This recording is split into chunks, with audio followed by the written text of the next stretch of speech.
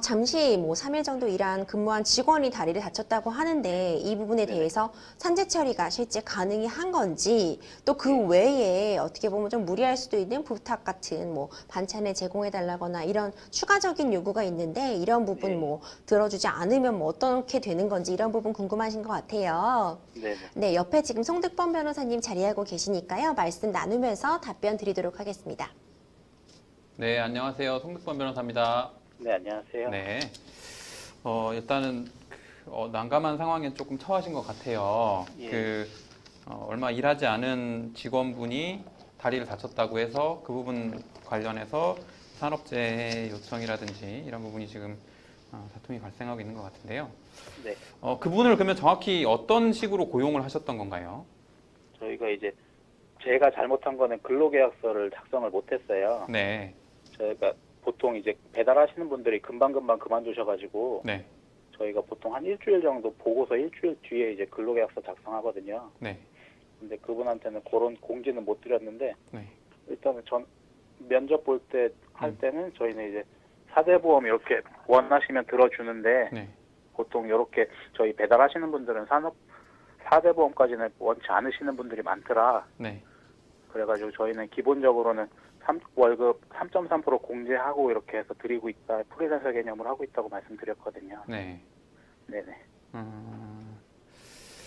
일단은 지금 근로자성이나 이런 부분이 최근에 이와 관련해서는 조금 다툼이 많이 있는 편이고요.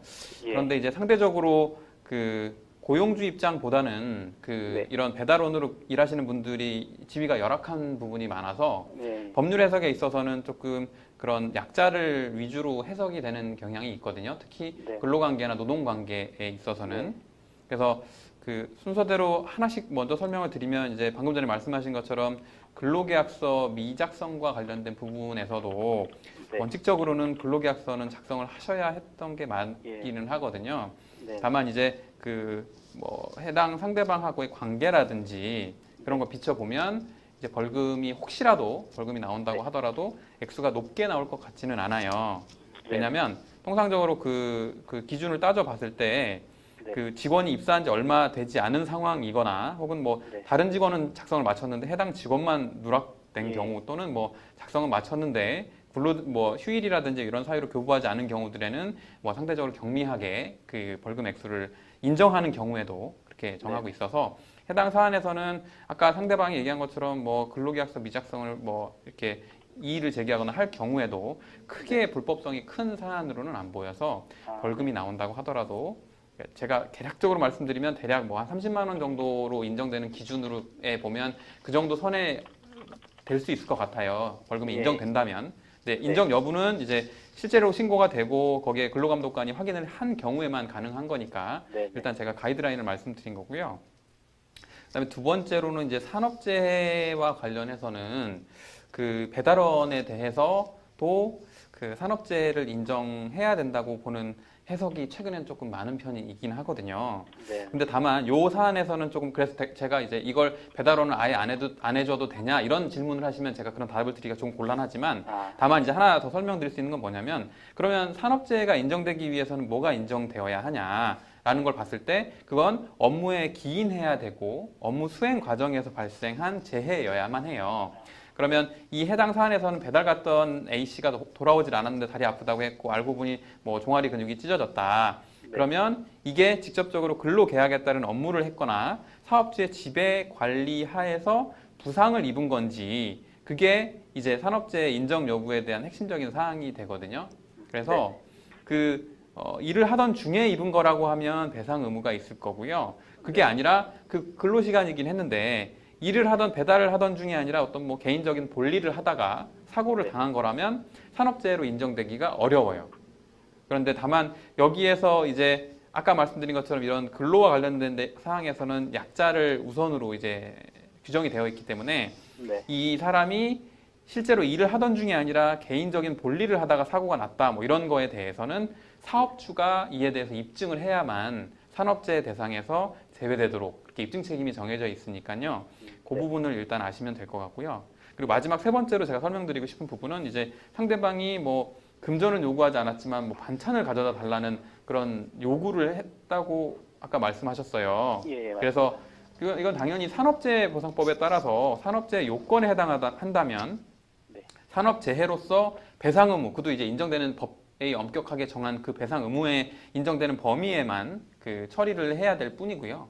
산업재해 외에 뭐 물건 반찬을 가져다 달라거나 기타 어떤 부당한 요구를 하는 거에 대해서는 전혀 들어주실 필요가 없을 것 같아요. 그리고 네. 이제 마지막으로 이제 상담 전화를 주셨으니까 이제 말씀을 드리면 상대방과 교섭 과정에서 이런저런 그 언성이 높아지거나 이럴 수 있는데 그런 부분은 조금 서로 간에 자제하시는 게 좋고, 이게 이런 거 빌미로 어느 한쪽이 부당한 요구를 하면 심지어는 이제 최악의 경우는 공갈죄로 되는 경우들도 있어요. 그러니까 뭐 과다한 금전을 요구하고 협박한다거나, 그래서 그런 상황까지 되지 않도록 당사자들 사이에서 되도록 원만하게 할 수 있는 부분은 해결하시는 게 좋을 것 같다.